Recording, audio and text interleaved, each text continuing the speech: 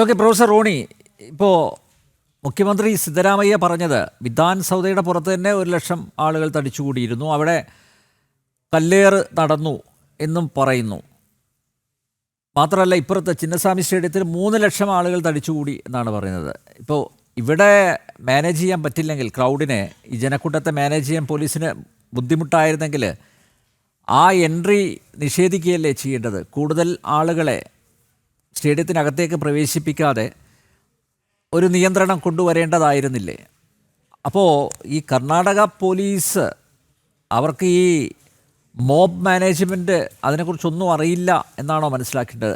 മറ്റൊരു കാര്യം കൂടി, ഈ വാർത്താസമ്മേളനത്തിൽ സിദ്ധരാമയ്യ വിരൽ ചൂണ്ടുന്നത് DKSലേക്കാണോ എന്ന് എനിക്കൊരു സംശയമുണ്ട്. നിലവിൽ അവിടെ ഒരു പ്രശ്നമുണ്ട്, ഒരു ഇവർ തമ്മിൽ ചില കാര്യങ്ങളിൽ അഭിപ്രായ ഭിന്നത നിലനിൽക്കുന്നുണ്ട്. അപ്പോൾ സ്വാഭാവികമായി ഇതിന് മുൻകൈയെടുത്ത ആൾ DKS ആണ്, ശിവകുമാറാണ് എന്നതുകൊണ്ട് അദ്ദേഹത്തിൻ്റെ നേരെ വിരൽ ചൂണ്ടുന്ന ഒരു സീൻ അതാണ് ഇപ്പോൾ കണ്ടത്. അവിടെ ഞാൻ മനസ്സിലാക്കുന്ന 5000-ഓളം പോലീസ് ഓഫീസേഴ്സ് ഉണ്ട്. അതിൻ്റെ അകത്ത് നമ്മൾ ആരും ഒരു അഭിപ്രായ വ്യത്യാസം പറയുന്നുണ്ട് എന്ന് എനിക്ക് തോന്നുന്നില്ല. കാരണം ഒരു മഹാനഗരത്തിൽ അത്രയും ഒരു പ്രോഗ്രാം നടക്കുമ്പോൾ, സംഘടിപ്പിക്കുമ്പോൾ എന്ന് പറയുന്നില്ല, നടക്കുമ്പോൾ ഒരു 5000 പോലീസ് എന്ന് പറയുന്നത് ഒരു ചെറിയ നമ്പറാണ് എന്ന് ഞാൻ വിശ്വസിക്കുന്നില്ല. കാരണം അത് വലിയൊരു നമ്പർ തന്നെയാണ്, അത് 5000 എന്നത്. കാരണം ഒരു സംസ്ഥാന പോലീസിന് അത്രയും ചുരുങ്ങിയ സമയത്തിനുള്ളിൽ തന്നെ മൊബിലൈസ് ചെയ്യാൻ പറ്റുന്ന, കാരണം ബാംഗ്ലൂർ മഹാനഗരത്തിലും അതിന് ചുറ്റുമുള്ള ഈ പോലീസ് ഫോഴ്സിനെ മൊബിലൈസ് ചെയ്യുമ്പോൾ ഒരു 5000 എന്ന് പറയുന്നത് ഒരു അത്യാവശ്യം വലിയ നമ്പർ തന്നെയാണ്. അവിടെ വന്നിരിക്കുന്ന ഒരു ക്രൗഡ്, അതാണ് അവിടുത്തെ ഒരു യഥാർത്ഥ പ്രശ്നം എന്ന് പറയുന്നത്. ഇവിടെ നമ്മൾ നേരത്തെ പറഞ്ഞ പോലെ ചിന്നസ്വാമി സ്റ്റേഡിയത്തിന്, കാരണം ഈ പ്രോഗ്രാം ഇവിടെ ഈ വിധാനസഭയുടെ അവിടെ തുടങ്ങിയപ്പോൾ തന്നെ അവിടുത്തെ സീറ്റിംഗ് കപ്പാസിറ്റി ഫുള്ളായി കഴിഞ്ഞു. അവിടെ ഈ പറയുന്ന ചിന്നസ്വാമി സ്റ്റേഡിയത്തിൽ ആളുകൾ നിറഞ്ഞു കവിഞ്ഞു. അവിടെയുള്ള 40,000 സീറ്റാണ് അതിന്റെ കപ്പാസിറ്റി.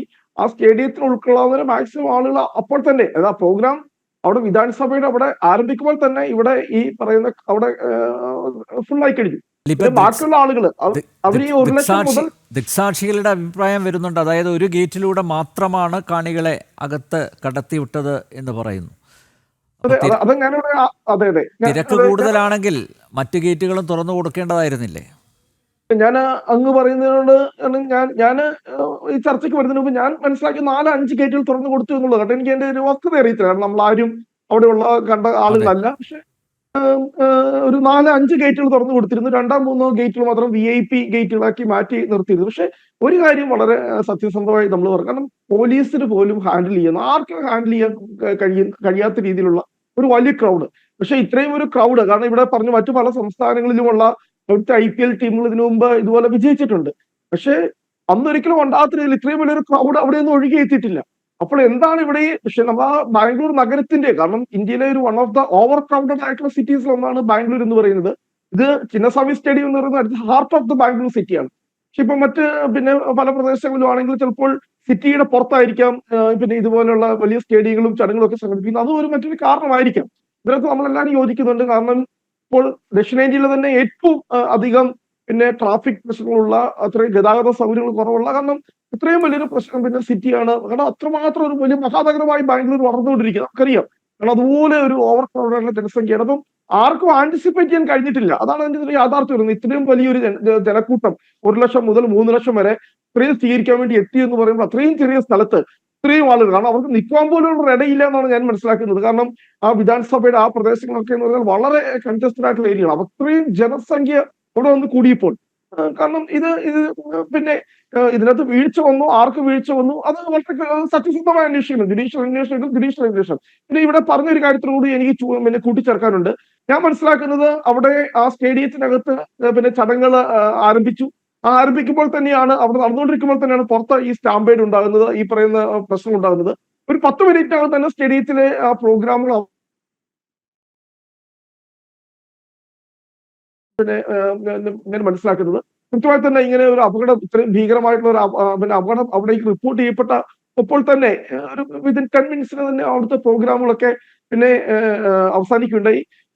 എനിക്ക് പറയാനുള്ളത് റിക്വസ്റ്റ് ചെയ്യണം. ഞാൻ പറഞ്ഞത് ഇപ്പോൾ ഇത് ഇന്ത്യയുടെ ഒരു പൊതു സ്വഭാവമാണ്. ഇപ്പോൾ നമ്മൾ ബാംഗ്ലൂർ എന്ന് പറഞ്ഞാൽ ഇപ്പൊ നമ്മൾ കണ്ടു എത്രയോ മഹാകുംഭമേള, ഈ ഇന്ത്യ തന്നെ കണ്ട ഏറ്റവും വലിയ ഒരുക്കങ്ങൾ അത് അപ്രീഷിയേറ്റ് ചെയ്യുകയാണ് ഗവൺമെന്റ്. അത്രയും നല്ല രീതിയിൽ എത്രയോ മാസങ്ങളെടുത്ത് ഉണ്ടാക്കിയെടുത്ത ഒരു ക്രമീകരണമായിരുന്നു. പക്ഷെ അവിടെയും അപകടങ്ങൾ ഉണ്ടായി. അപ്പോൾ നമ്മൾ ഇത് ഒരു പാഠമായിരിക്കണം. ഞാൻ പറയുന്നത് ഇതുപോലുള്ള ഒരു ക്രൈസിസ് കാരണം നമ്മളിത് ആന്റിസിപ്പേറ്റ് ചെയ്യണം. കാരണം ഇതുപോലെ കാരണം ഞാൻ നേരത്തെ പറഞ്ഞൊരു കാര്യം വളരെ പ്രസക്തമാണ്. കാരണം നേരത്തെ എന്ന് പറഞ്ഞാൽ നമുക്ക് സർക്കാർ ഇൻഫർമേഷൻസ് ആയിരുന്നു നമുക്ക് ഉണ്ടായിരുന്നു വളരെ കൃത്യമായി. അപ്പോൾ നമ്മൾ ആരെങ്കിലും ഒക്കെ സർക്കാർ ഇൻഫർമേഷൻസ് നമ്മൾ ശ്രദ്ധിക്കാറുണ്ടോ?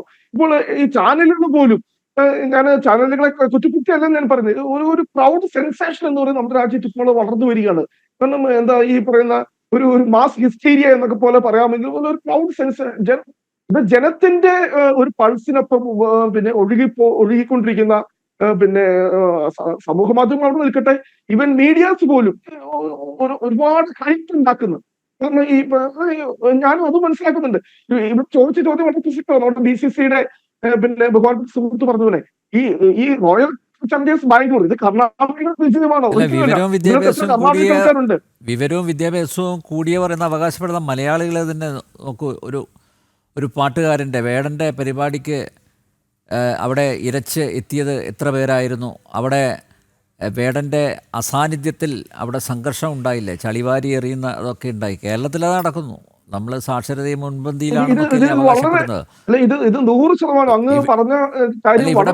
ഇവിടെ പോലും വളരെ സെൻസിറ്റീവാണ് ക്രൗഡ്.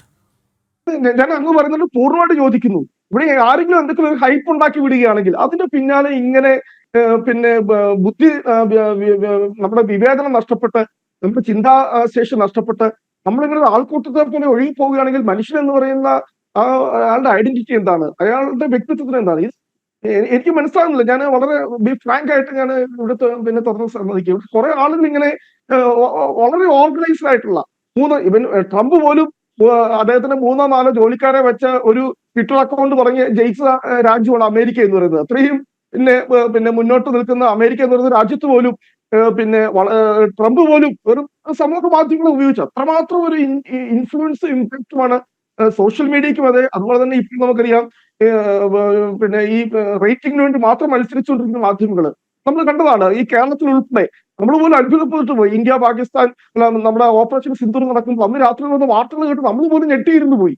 പിന്നീട് പിറ്റേ ദിവസം പറയുന്നത് ഇങ്ങനെയൊക്കെ വ്യാജ വാർത്തയും ചമച്ചുകൊണ്ടുവരായിട്ട് ഈ രാജ്യം സത്യസന്ധമായി പ്രവർത്തിക്കുന്ന മാധ്യമങ്ങളുണ്ട്. ഞാൻ എല്ലാം നിഷേധിക്കണം. ഞാൻ ജനത്തെ പിന്നെ ഒന്നുമല്ല ഞാനിവിടെ പറയുന്നത്. പക്ഷെ നമുക്കറിയാം എന്താണ് കേരളത്തിൽ അന്ന് സംഭവിച്ചത്. അന്ന് പിന്നെ ഇത്രമാത്രം എന്നിട്ട് ആ മാധ്യമങ്ങളൊക്കെ ഈ നാട്ടിൽ പ്രവർത്തിക്കുന്നല്ലോ. എന്തൊക്കെ പിന്നെ കള്ള വാർത്തകൾ, എന്തൊക്കെ നുണക്കഥകൾ ഒക്കെ വെറും മാധ്യമ ശ്രദ്ധ കിട്ടുന്നതിന് വേണ്ടി മാത്രം, ആളുകൾ കാണാൻ വേണ്ടി മാത്രം, വ്യൂവർഷിപ്പ് കൂട്ടാൻ വേണ്ടി മാത്രം എന്ത് കള്ളവും എന്താ ഇന്ത്യ കറാച്ചി ആക്രമിക്കാൻ പോകുന്നു, എന്തൊക്കെ വാർത്തകളായിരുന്നു. അവിടെ പാകിസ്ഥാൻ പ്രധാനമന്ത്രി പിന്നെ അദ്ദേഹത്തെ അധികാരത്തിൽ തട്ടിക്കൊണ്ടു പോകുന്നു, ഒളിവിൽ പോകുന്നു, ഇല്ലാത്ത വാർത്തകൾ വിട്ട്.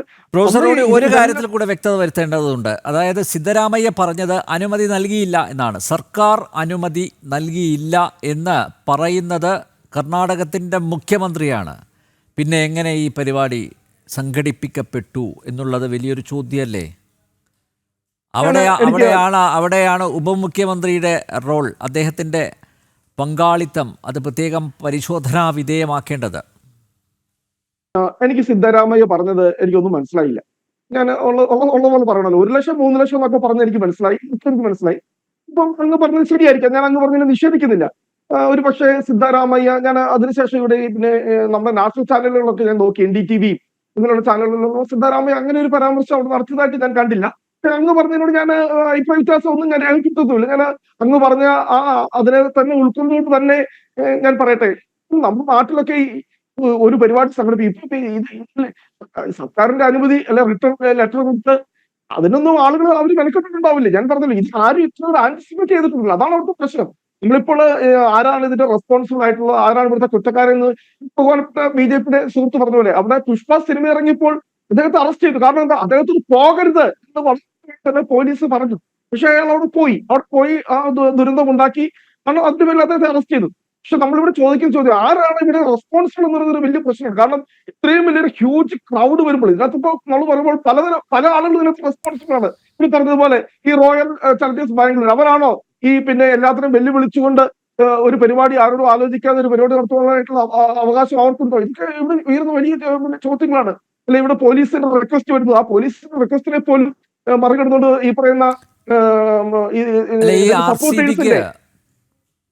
വിക്ടറി പരേഡിന് അനുമതി നിഷേധിച്ചാൽ അത് തിരിച്ചടിക്കുമെന്ന ഭയം, ഉൾഭയം കൊണ്ടാണോ ഒരുപക്ഷെ മൗനാനുവാദമെങ്കിലും കൊടുത്തത്? നമുക്കറിയാം ഇങ്ങനെ ഒരു സന്തോഷത്തിന്റെ ഉത്സാഹത്തിന്, കാരണം ഇന്നലെ രാത്രി തൊട്ടേ ബാംഗ്ലൂർ നഗരം ഇന്നലെ ഉറങ്ങിയിട്ടില്ല. വലിയ ആഘോഷങ്ങളാണ് ബാംഗ്ലൂർ നഗരം. അതെല്ലാം പോലീസിന്റെ അണ്ടർ കൺട്രോളിലായിരുന്നു. രാത്രിയിൽ ഇങ്ങനെ വലിയ ആഘോഷങ്ങൾ ഉണ്ടായിട്ട് പോലും പോലീസിന് വലിയ നിയന്ത്രണത്തിലായിരുന്നു. പക്ഷെ നമുക്കിവിടെ ചോദിക്കുന്ന ചോദ്യം, ഇങ്ങനെ ഒരു പ്രോഗ്രാം നടക്കുമ്പോൾ പോലീസ് എന്താ അവിടെ പെട്ടെന്ന് നമുക്ക് നിയന്ത്രിക്കണമെങ്കിൽ എന്ത് ചെയ്യും? എന്നൊരു 144 പ്രഖ്യാപിക്കാം, അല്ല നിരോധനാജ്ഞ പ്രഖ്യാപിക്കാം. ഇങ്ങനെ ഇത് കാരണം 3:30ക്കാണ് ഇതിന്റെ വാർത്ത പോലും പുറത്തു വരുന്നത്. നമ്മുടെ കാര്യം നമ്മൾ മനസ്സിലാക്കണം. അല്ല, പോലീസിന് പറയാം 3:30 ഞങ്ങൾ സജ്ജമല്ല, ഞങ്ങൾ പ്രിപ്പയർഡ് അല്ല, അതുകൊണ്ട് സാവകാശം വേണം, 3-4 ദിവസം കഴിഞ്ഞ് നടത്താം. അത് പറയാലോ, പോലീസിന് പറയാലോ. അല്ലെ സർക്കാരിന് RCBയെ അറിയിക്കാം, അല്ലെങ്കിൽ കർണാടക ക്രിക്കറ്റ് അസോസിയേഷൻ എന്തെങ്കിലും പങ്കുണ്ടെങ്കിൽ അവരോട് നേരിട്ട് പറയാമല്ലോ. സർക്കാരിനപ്പുറത്തല്ലല്ലോ ഇതൊന്നും. RCBയും അതുപോലെ കർണാടക ക്രിക്കറ്റ് അസോസിയേഷനും BCCI ഒന്നും സംസ്ഥാന സർക്കാരിൻ്റെ മുകളിലല്ലല്ലോ. ആത്യന്തികമായിട്ട് തീരുമാനം എടുക്കേണ്ടത് സംസ്ഥാന സർക്കാർ തന്നെയല്ലേ. ഒരൊറ്റ വാക്കിൽ അവിടെ അവസാനിപ്പിക്കാമായിരുന്നു. അനുമതി അല്ല, ഇന്നത്തേക്ക് അനുമതി നിഷേധിക്കുന്നു, പക്ഷേ നിങ്ങൾക്ക് 3-4 ദിവസം കഴിഞ്ഞ് നടത്താം, അതിനുള്ള വേദി ഒരുക്കാം. അവിടെ തീരുമായിരുന്നില്ലേ പ്രശ്നം? ഇതിപ്പോൾ മതിയായ സമയം കിട്ടിയില്ല എന്നാണ് പറയുന്നത്. പോലീസ് തന്നെ പറയുകയാണ് മതിയായ സമയം കിട്ടിയില്ല ഞങ്ങൾക്ക്. നമ്മൾ ഇപ്പോൾ ചിന്നസ്വാമി സ്റ്റേഡിയത്തിൽ തടിച്ചുകൂടിയ ജനവും അല്ലെങ്കിൽ വിധാനസഭയിൽ തടിച്ചുകൂടിയ ജനത്തിന്റെ എണ്ണം മാത്രം നമ്മൾ പറയുന്നുള്ളൂ. നമ്മൾ അവിടെ നിന്നുള്ള റിപ്പോർട്ടുകൾ, അവിടുത്തെ മെട്രോ സ്റ്റേഷനുകൾ മുഴുവൻ നിറഞ്ഞ് കവിഞ്ഞ് പുറത്തു പോലും അല്ലാത്ത എൻറ്റയർ ബാംഗ്ലൂർ സിറ്റി, ഉള്ള വിധാനസഭയും അല്ലെങ്കിൽ ഈ പറയുന്ന ചിന്നസ്വാമി സ്റ്റേഡിയം വിടുക, ആ entire Bangalore city was completely blocked. അതാണ് അവിടുത്തെ അവസ്ഥ എന്ന് പറയുന്നത്. കാരണം മെട്രോ സ്റ്റേഷനുകളിൽ ട്രെയിനുകൾ നിർത്തുന്നില്ലായിരുന്നു എന്നുള്ളതാണ് വരുന്ന റിപ്പോർട്ടുകൾ. രാവിലെ മുതൽ ജനം ഇവിടേക്ക് ഒഴുകിയായിരുന്നു. 3:30-നാണ് ഒഫീഷ്യൽ ആയിട്ടുള്ള സ്ഥിരീകരണം ഉണ്ടാകുന്നത് അവിടെ പ്രോഗ്രാം നടക്കുമെന്നുള്ളത്. കാരണം ഞാൻ പറഞ്ഞ ഇവിടുത്തെ 3:30 ഗവൺമെന്റ് ഇതിന് അനുകൂലമായിരുന്നില്ല. 3:30-നാണ് അത് പരിശോധിച്ചു. 3:30-നാണ് കർണാടക ക്രിക്കറ്റ് അസോസിയേഷന്റെ ഒഫീഷ്യൽ ഹാൻഡിൽ നിന്നും വരുന്നത്. പിന്നെ അവിടെ സ്വീകരണം ഉണ്ടാകും, പിന്നെ ഫ്രീ പാസ് ആയിരിക്കും അവിടെ. കാരണം അതുപോലെ ജനം വന്നു കഴിഞ്ഞു. ഇവര് പറയുന്ന ഒരു റീസൺ എന്ന് പറയുന്നത്, ഇതുപോലെ ആരാധകർ വരുമ്പോൾ എങ്ങനെ, കാരണം ഒരു സ്പോണ്ടേനിയസ് ഫ്ലോ, ഒരു നാച്ചുറൽ ഫ്ലോ, ഇതുപോലെ ആൾക്കൂട്ടം ഇങ്ങനെ തടിച്ചു വന്നു കഴിയുമ്പോൾ, കാരണം പോലീസ് പ്രിപ്പയർഡ് ആയിരുന്നില്ല എന്നൊരു സ്റ്റാൻഡിനോട് ഞാൻ ചോദിച്ചു. 5% ഇസ് എ ബിഗ് നമ്പർ. അത് ചെറിയ 500 പോലീസ് ഉണ്ട് എന്ന് പറഞ്ഞാൽ ഓക്കെ, ഞാൻ അത് ആക്സെപ്റ്റ് ചെയ്യും. 5,000 എന്ന് പറയുന്നത് ഒരു ചെറിയ നമ്പർ ആണ് എന്ന് ഞാൻ വിശ്വസിക്കുന്നില്ല.